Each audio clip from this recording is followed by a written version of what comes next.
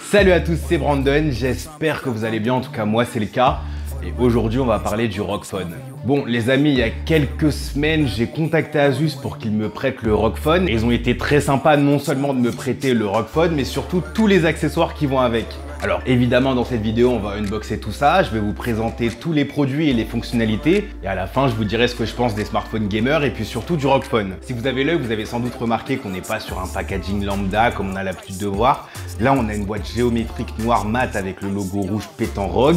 Dans cette fameuse boîte on retrouve la fameuse bête, le ROG Phone, mais surtout un chargeur super rapide de 30 watts avec son câble USB-C à USB-C et un petit accessoire ventilo offert à l'achat, ce qui est plutôt cool sachant que le processeur à l'intérieur est overclocké et risque de faire chauffer l'appareil. Pour ce qui est du ROG Phone, il est équipé d'un écran AMOLED Full HD+ de 6 pouces et surtout doté d'un taux de rafraîchissement de 90 Hz, une première pour un écran OLED, ce qui apporte notamment une certaine fluidité en plus dans la navigation, mais qui est surtout intéressant durant les parties de jeu avec les jeux compatibles. D'ailleurs, en parlant de jeu, niveau performance, le ROG Phone fait partie du haut du panier avec 8 Go de RAM, 512 Go de stockage et un Snapdragon 845 overclocké à 2,96 GHz. Je suis pas sûr que ça serve énormément à l'heure actuelle puisque les jeux ne tournent pas mieux que sur un iPhone XR ou un Note 9, mais ça peut être une piste intéressante pour des futurs jeux un peu plus gourmands, surtout que l'appareil embarque un système de chambre à vapeur pour le refroidissement qui est plutôt bienvenu. Après, dans la pratique, l'appareil chauffe toujours, c'est normal, le processeur est overclocké et c'est pour ça qu'Asus fournit un ventilo dans la boîte et ça c'est plutôt cool. Un autre truc cool qui montre la touche d'attention envers les gamers, c'est que les bords sont sensibles à la pression, un peu comme le Pixel 3 XL, et ça permet de faire deux choses. La première, c'est que si on presse les bords assez fort et assez longtemps, on passe dans le mode gaming qui booste les performances du tel et qui allume le logo derrière. Je vais pas m'attarder dessus, mais tout ça est réglable, que ce soit un appui plus court pour lancer autre chose ou la couleur du logo. La deuxième chose, c'est que les bords servent également dans les jeux. Cette fonctionnalité s'appelle Air Triggers, et ça permet en fait d'utiliser les bords de l'écran en guise de gâchette, ce qui est très intéressant pour les jeux de tir ou les jeux de course par exemple. Chose promis, chose due, je vous avais dit qu'on débralerait tous les accessoires de la gamme. Accessoires qui donnent plus de sens au smartphone gaming. Et pour le coup, ce ROG Phone en a pas mal.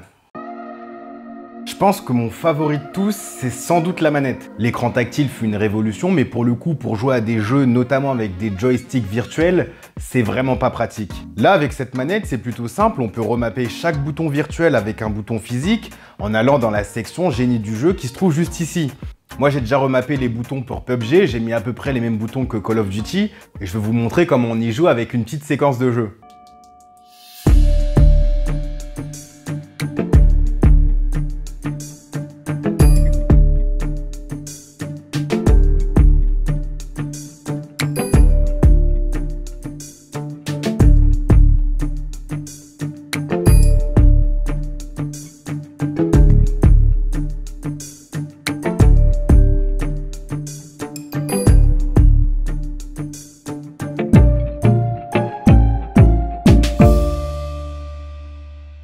Le deuxième accessoire est là aussi très intéressant, notamment pour les gens qui aiment bien chatter pendant qu'ils jouent, notamment sur Discord par exemple. C'est le Dock Twin View et en fait le concept est assez simple. Vous avez un deuxième écran mis à disposition qui est exactement le même que celui du ROG Phone et grâce à ça vous pouvez ouvrir deux applis en même temps en mode full screen. Avec l'écran du dessous, disons que je mette PUBG, et en haut je peux continuer à consulter mes tweets et vous répondre sur Twitter en pleine partie. Le téléphone étant doté de 8 Go de RAM, la fluidité n'est absolument pas un problème pour lui. Et pour le coup, cet accessoire est d'autant plus intéressant puisqu'il possède son propre système de refroidissement, a des gâchettes au dos, il est doté d'une batterie de 6000 mAh et qu'il a également deux haut-parleurs en plus qui fait un total de 4 haut-parleurs de très bonne qualité et très puissants. Et si vous êtes plutôt casque ou écouteur, vous ne perdez pas la prise jack, elle se trouve juste là. Pensez toutefois à recharger la bête puisqu'il y a un port USB-C à l'arrière. Et s'il vous plaît, ne me demandez pas pourquoi, il y a même un port de carte SD à l'arrière. Le troisième accessoire est là tout aussi intéressant et pour le coup je l'ai un peu sous-estimé. C'est le WiGeek Display Dock et derrière ce nom très anglais se cache un outil plutôt intéressant. C'est un dock sans fil qui vous permet de diffuser le contenu de votre écran sur votre télévision et pour le coup à défaut d'avoir une interface en mode DeX, vous avez un parfait duplicata de vos applis Android sur l'écran en full screen et là où je l'ai sous-estimé c'est que avec ce dock, je pouvais jouer à mes jeux favoris sur le grand écran de ma télé comme s'il s'agissait d'une console. Évidemment, j'imagine que si vous êtes un gamer aguerri, vous avez votre setup PC monté sur mesure et vos écrans avec une très grande framerate. Mais voilà, c'est une alternative plutôt intéressante pour les gamers qui souhaitent jouer peut-être à des jeux Android indisponibles sur d'autres plateformes, sur leur grand écran de TV ou PC. Et pour le coup, malgré le côté sans fil, c'est instantané, sans lag, et ça c'est cool. Les deux derniers accessoires partagent le même principe que celui du précédent, c'est-à-dire que ce sont des docks qui accueillent le ROG Phone pour proposer une expérience similaire à un PC. On est plus sur de la projection qu'une réelle expérience type PC comme le Samsung DeX. Et pour le coup, j'ai pas vraiment trouvé de réelle utilité, en tout cas dans mon cas spécifique. Sachez qu'il y a une version avec beaucoup de ports, c'est le Mobile Desktop Dock, difficile à dire, et une version plus nomade, dite professionnelle, beaucoup moins imposante, mais avec moins de ports. Pour le premier, il y a 4 ports USB-A, un port USB-C pour le chargement, un port Ethernet qui supporte le Gigabyte, un port HDMI, un port display, une prise jack et une entrée microphone. Sachez qu'il y a également un lecteur de carte SD et un port HDD. Quand on compare avec le deuxième, il y a seulement un port Ethernet, 2 USB-A, un port HDMI à connecter à l'écran et puis surtout un port USB-C. Ah oui, dans les accessoires, je vous avais dit que c'était les deux derniers, mais il y a aussi une coque. Elle est plutôt jolie et prend les lignes du téléphone. Alors qu'est-ce que je pense du ROG Phone et des smartphones gaming en général ? Eh bien, plusieurs choses. Déjà, le ROG Phone en lui-même est un smartphone très puissant avec des specs très haut de gamme. On aime ou on n'aime pas le design, comme on peut aimer ou pas. Le design des laptops gamers super gros avec des gros ventilos immenses et les claviers qui clignotent de toutes les couleurs.